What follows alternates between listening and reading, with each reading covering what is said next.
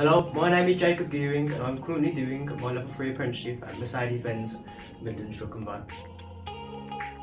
What made me get into the trade was I used to love cars, I used to love bikes, but I still do now, and the reason why I love it now, if not more, is because I actually get to work on them, and working on them is probably the best thing that's actually ever happened to me.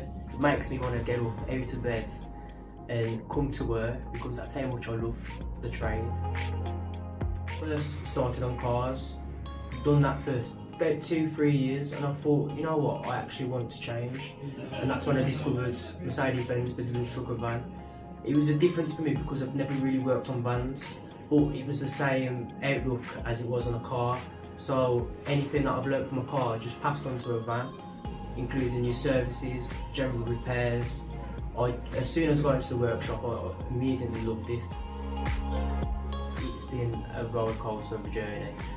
Dean, my gaffer, I can't thank him enough for how much he's actually done for me.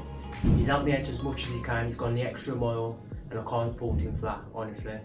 And also Lee, my coach, he's also gone the extra mile, helped me out as much as I can in the workshop and with coursework. So if you haven't thought about signing up for an apprenticeship programme, I think you should do it now.